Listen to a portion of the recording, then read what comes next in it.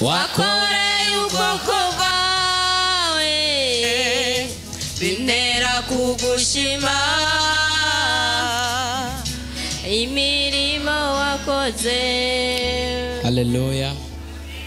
Twongere Imana amashyi menshi cyane. Muhaguruke gatoya dusenge.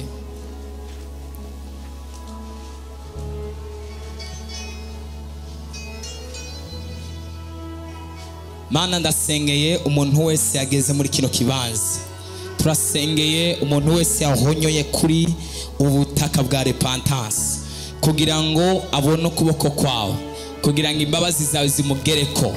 Turahagarika impemu mbi zose z'umwasatani, turahagarika ubushobozi bwose bw'abarozi, turahagarika ubushobozi bwose bw'umwijima, impemu zotuma abantu badakurikirana ijambo, impemu zotuma abantu basamara, impemu zotuma abantu bataba concentrated. Izo turazihagarika.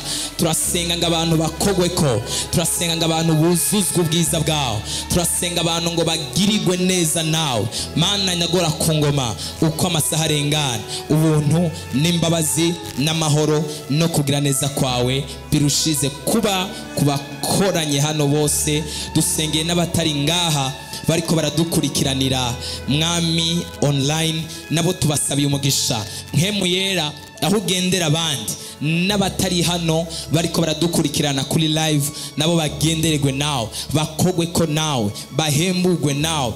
Ubushobozi bwawe bubabohore kandi bubakize kandi watabare. Tugukomeye amashyi n'impundu mu izina rya Yesu, amen. Yesu abagirire neza cyane kandi Imana ibahereze umugisha. Maze iminsi ndiko ndasenga, hari ijambo Imana yampaye, ntago ari rito, rishobora kuba rinini rikaguka bivanye nuko Mpemu yera aza kubandanya kuturongora. Ariko Imana imfashe uze kunkurikirana, kuko utankurikiranye urashobora kudatahura. Mugabo Imana ikumfashiriza unkurikirane neza kugira ngo uze gutahura ijambo.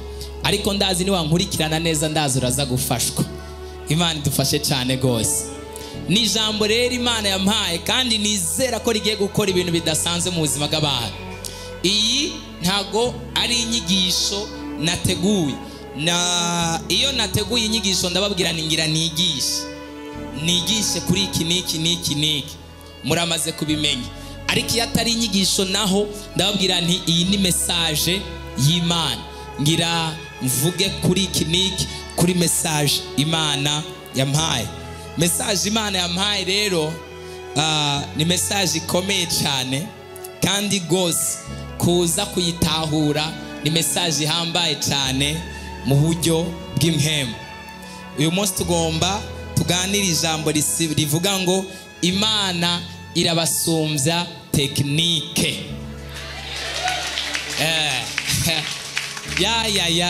Vuga ngo tekinike. Imana idufashe cyane. Mu Kirundi cyiza ni gute? Ubuhinga. Imana ibasumbya ubuhinga. Imana idufashe cyane. Ibyo bagira byose hari tekinike y'Imana. Numva ntanguye gufashwa ntaranavuga. Ndagenda nitonze buke kugira ngo muze gutahura. Ariko ndazi turaza gufashwa kandi umwanya uracameze neza. Ndazi turaza gutahura ijambo ry'Imana. Imana irabasumbya tekinike. Turaza kwiga ahatandukanye, turaba ahatandukanye, kandi hari agatekinike gashasha uyu munsi tuza gukura ngaha. Haleluya. Hari ubundi buhinga bushasha tuza gukura ngaha. Imana idufashe cyane gose. Yesu nadutabara. Mbere yuko mvuga kuri tekinike gatoya, some n'umurongo. Tekinike no isigura mu majambo makeya, usibye ko ifise insiguro nyinshi. Ubuhinga ni ikintu kirimwo ubushobozi runaka, ububasha runaka, n'inkomezi runaka, n'uburyo runaka, n'ukuntu runaka. Imana idufashe cyane gose. tekinike ni ikintu kiba cyubatswe muri sisiteme runaka, gishobora kwinjira ahantu kigakora uburyo runaka butari bumenyerewe cyangwa butari busanzwe, ariko bufise ubundi bushobozi bukomeye. Yesu nadufashe cyane gose. Haleluya. Ni ikintu gifise ububasha runaka, ni ikintu gifise inkomezi runaka, ni ikintu gifise uburyo. Ikintu cya mbere hari icyo bita mu Cyongereza abilities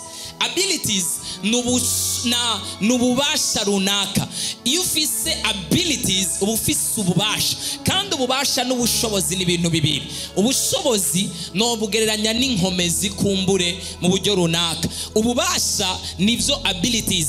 Ufise ububasha bwo kwimura ikintu ukagishira ngaho, ufise ububasha bwo gushiraho itegeko rikajaho, ufise ububasha bwo gukora ikintu kigakurikizwa, ufise ububasha bwo gukora ikintu uko uciyumvira. Donc ububasha buratandukanye n'inkomezi. Inkomezi nazo cyangwa se ubushobozi ni ikintu gikomeza umuntu. Ububasha ni bukomeza umuntu, ubushobozi bukomeza umuntu. Ariko ububasha bugaragarira mu bikorwa umuntu yakoze, ariko mu inkomezi umuntu aba akomeye mu buryo runaka, cyangwa ikintu kikaba gikomeye runaka.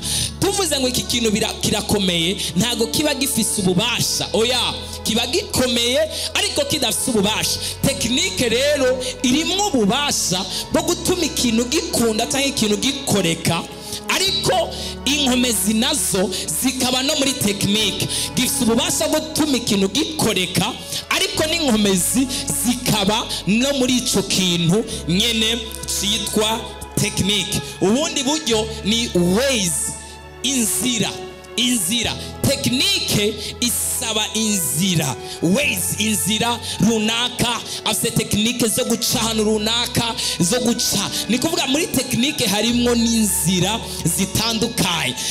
Muri uyu munsi rero Imana yaduhamagaye hano kuri kino kibanza. Muri tekinike Imana iza gukoresha no mu Imana yatubariye, hariyo tekinike z'inzira shasha Imana iza guca. Okay, muri tekinike harimo n'inzira, ways.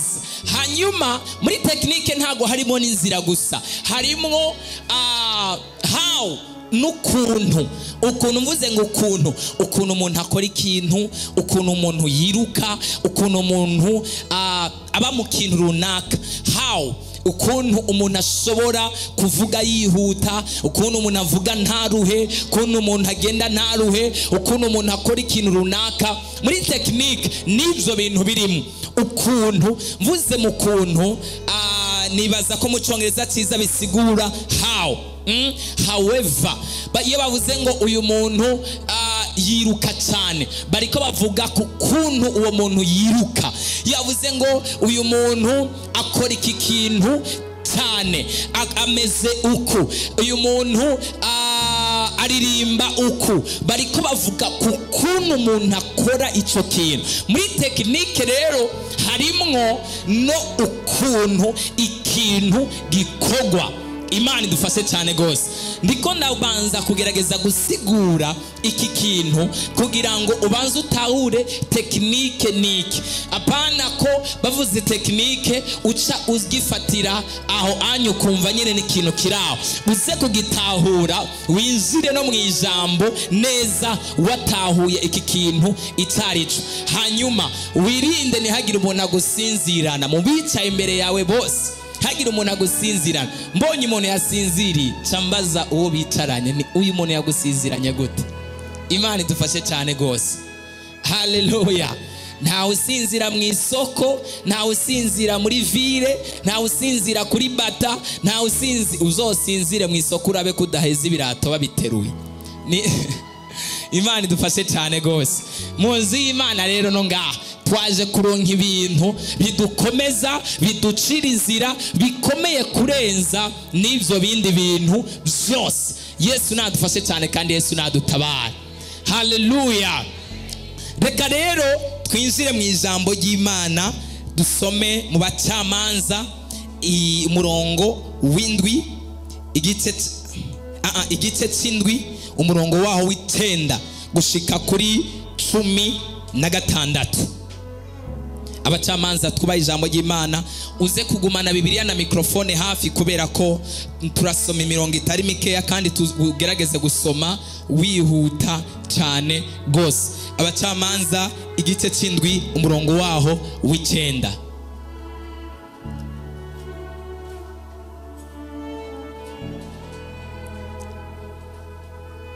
Ico kidutera mana guhora tukuririmba tuvuga ibitangaza.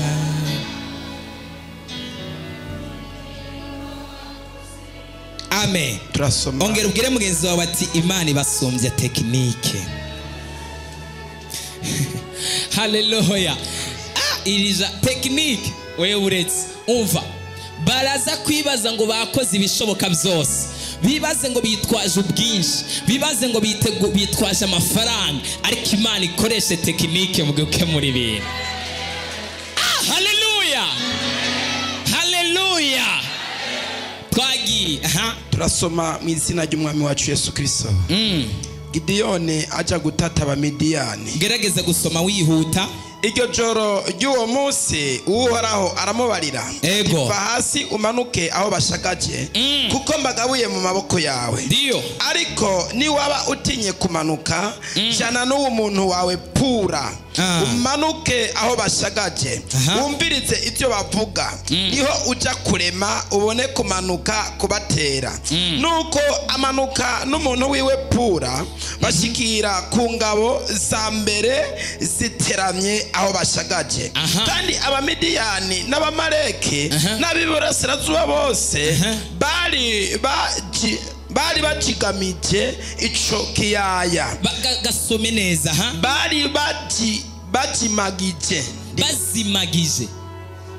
bazimagije ni kuvuga bari bacuzuye bahazimije hose ico kiyaya. Ikiyaya cyose aramasinzi nk'inzige.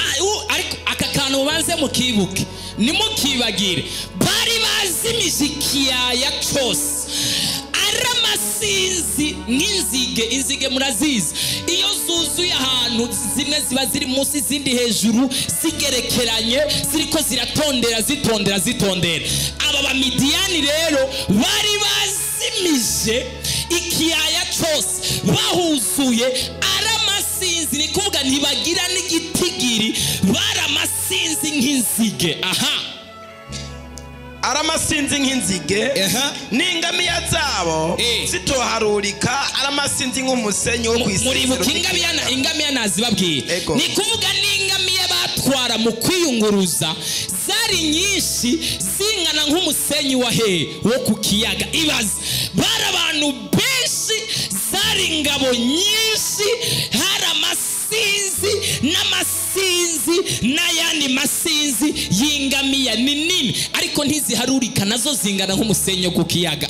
Nuko Gideyoni ashitseyo umva umuntu arotorera inzozi mugenzi we ati ndose inzozi, mbona irobe ry'umutsima wa sayiri ritembagara rishika mu nsago z'abamidiyani kikubita ku ihema.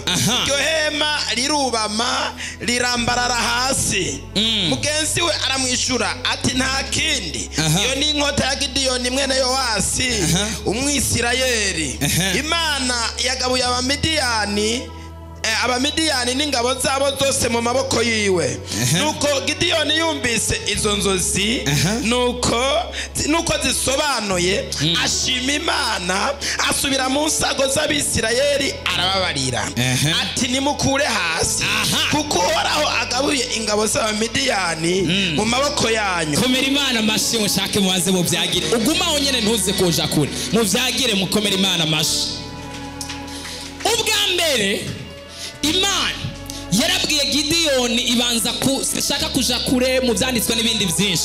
Imana yabwiye Gideyoni ngo nzobana nawe, nzokugirira neza, nzoguhereza inkomezi, uneshe abansi bawe. Imana idufashe cyane gose, ugerageze kunkurikirana, ndaza kwigisha hanyuma ngoma manze sigura ibintu neza.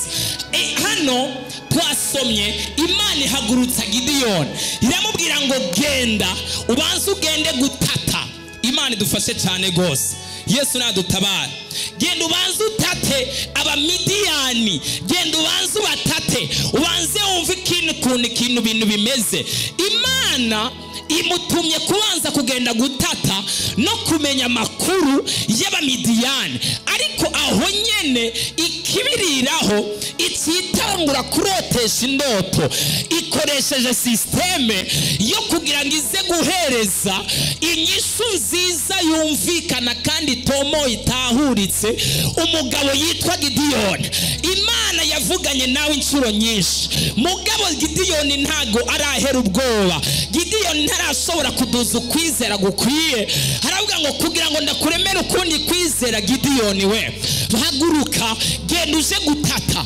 Amaze gutata, Imana ikirotesha inzozi, indoto ako kanya nyene. Umwe mu bamidiyani, abamidiyani bari muri ayo mahema baryamye bashagaje aramasinzi. Imana idufashe cyane gose.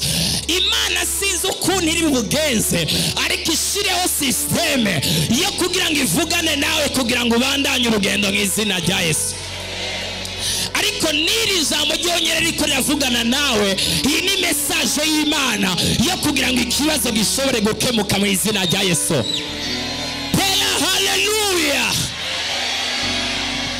Nagomba ntangarize abarozi n'abarozikazi, abapfumu n'abapfumukazi, abakozi ba Satani bose yuko hariyo systeme bateguye so kugirira nawe ubwoko bw'Imana.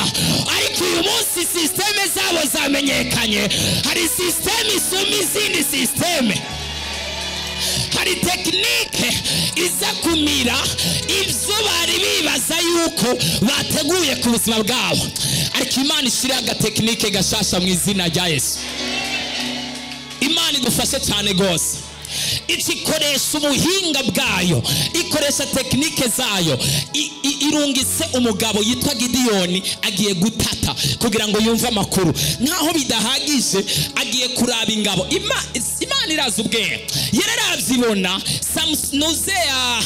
Gideyoni niyashikira muri zino ngabo, Imana idufashe cyane gose yuko aza gusanga hariho ingabo nyinshi cyane, hariho abantu benshi cyane. Mungirire zireturu zazimye, nyarutsa gira amajwi neza, mugira nyarutsa gire zireturu, ndiko ndirukana umwanya. Imana idufashe cyane gose. Yesu nadutabara. Haleluya, haleluya. Yarazi neza arisi ko Gideyoni niyamara gushika akabona zijya ngabo, atafatwa n'ubwoba. Atatangura gukompara n'ingabo ziwe. Icya gatatu, atatangura kuraba ubwinshi bw'izo ngabo, atatangura kuraba ubwaguke bw'izo ngabo, atatangura kuraba ibyo bintu byose. Hanyuma cyaje kuraba ingabo ziwe, atatangura gucika intege ataragwana n'intambara. Umviriza, ntutege ubwoba n'ubwinshi bw'ingabo ziri imbere yawe. Imana ntabwo igwanisha ubwinshi gusa, ariko Imana iragwanisha na tekinike. Ariko nta muntu yotera haleluya. Ongera haleluya.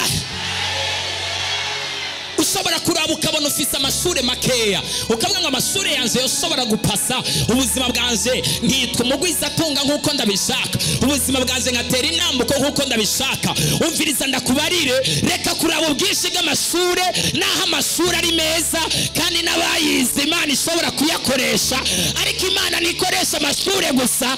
Imana yacu ni Imana ya tekiniki. Hari ubundi buhinga ishobora gukoresha utarumenyereye, igashobora kugutereka ahantu wifuza. Nimba ariko uracibwa intege n'amashuri makeya yawe kandi ukabona hararengeranye ntugishobora kugenda kuyiga, humura, hariyo agatekinike Imana iza gukora uyu munsi kaza gutuma inzira ibaho.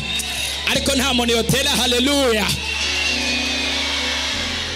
Nimba ariko uratega ubwoba n'isura yawe n'ibindi, ubiriza ndakubarire, Imana ntabwo ikorera ku masura gusa, kuko ibyiyumviro by'abana abantu ntabwo ari byo byiyumviro by'Imana. Imana ntabwo iraba ku myaka yawe ifise. Imana ni Imana ya tekinike, ifise ubundi buhinga bwayo, ariko Imana ikoresha ubundi buhinga kugira ngo igutereke ahantu utari witeze kugerera. Imana idufashe cyane gose. Yesu nadufashe, Yesu nadutabara. Yari bizi neza hebwa ngo Gideyoni akagera ahantu hari zino ngabo akazibona, umutima ucurahugwa, ntasubira gutekana, acahindura ingingo yari afise yo kugwana n'Abamidiyani. Kandi nari navuganye nawe, umviriza, hari ibintu vyaguteye ubwoba, ubwoba nibuhere, hari agasysteme, hari agatekinike, hari ubuhinga Imana igiye gukoresha, urugamba urarutsinda, urugamba urarunesha. Yesu yashize intahe ukuntu yasanze biyonjoroye kubera gusenga. Hari agatekinike Imana yacikoresha, umwe iravuga ni we toka wonene wonene atasanga bonyine bikuye mu nzira kubera tekinike y'Imana. Imana ikoreshe tekinike ishobore gushira mu ngiro ivyananiranye mu izina rya Yesu. Tera haleluya, ongera iyindi haleluya. Gusumbya kuvukira mu miryango ihambaye, ariko Imana ikabasumbya tekinike, bashobora kugusumbya. Haleluya. Ariko hari umuntu ari ngaho atere haleluya. Bashobora kugusumbya igihagararo, akaba ari abantu bijunja bahagaze, ariko nawe Imana ikabasumbya tekinike. Tepayaza tekeyaza arate kosha zataya. Ndumva amatekinike mashasha Imana igiye kumanura. Haleluya, haleluya, haleluya. Bareke bavuge ngo kwanza uriya nta buramba afise, kwanza uriya anye nta mashuri afise akwiye, kwanza uriya anye nta myaka afise ikwiye, kwanza uriya, we bareke babivuge. Ariko nawe tekinike Imana ibasumbya, uzoraba ukuntu badukuduza kandi bari ngaho bariko bararaba. Tekinike uko tubayeho benshi birabayobera, vyayobeye Abayuda, vyayobeye Abafarisayo, ndetse n'Abafarisayo biraba. Vyukuri muri Yesu turaryamanye ibanga, oh vyukuri muri Yesu turaryamanye ibanga, vyukuri muri Yesu turaryamanye ibanga. Haleluya. Muri ivyo bihumbi 10 bisigaye, Imana iravuga ngo hariho abandi bategerezwa kubanza kuvaho. Atavuga ni bajane ku ruzi, baca bagana ku ruzi, aravuga ngo abaza kunywa bashize umunwa mu mazi nk'imbwa, niko muri Bibiliya handitse, bakanywesha umunwa nk'imbwa, ngo abo ntago bakwiriye, ucu bakuramwo bose. Imana avuga ngo none n'abandi baravuyemo, n'abandi baragiye, narinzi ko nsigaranye aba, ariko Imana yabanje gukora akantu. Kwanza igomba kubanza gukura abanyantege kugira ngo urugendo rubandanye. Imana dufashe cyane gose. Imana ikwambura intege nke zose zotuma urugendo rutabandaye. Imana ikwambura ibicantege bizotuma urugendo rutabandaye. Imana ikwambura ibicavutu zotuma urugendo rutabandaye. Imana ikwambura umwambaro w'isoni wotuma urugendo rwawe rutabandaye. Imana igukure ko, umviriza, igukure ko ibintu vy'udusembwa n'utubaraga vyotuma urugendo rwawe rutagera kure mu izina rya Yesu. Baca baragenda baragira, ataravuga ngo mwese abanywe yabagavye bafise inkota ku rugamba, utegerezwa kwa mugavye. Imana idufashe cyane gose. Wamugavye mu masengesho, wamugavye mu kwizera, wamugavye mu gusenga. Haleluya. Umugorotsi wanje azobeshwaho niki? Azobeshwaho niki? No kwizera. Wamugavye mu kwizera, kugira ngo Imana niyaguharura mu ngabo zayo ivuge ni uyu n'umusirikare w'ijuru, uyu n'umusirikare wa mwemu yera, uyu n'umusirikare w'ubwami bwo mu ijuru. Tera haleluya.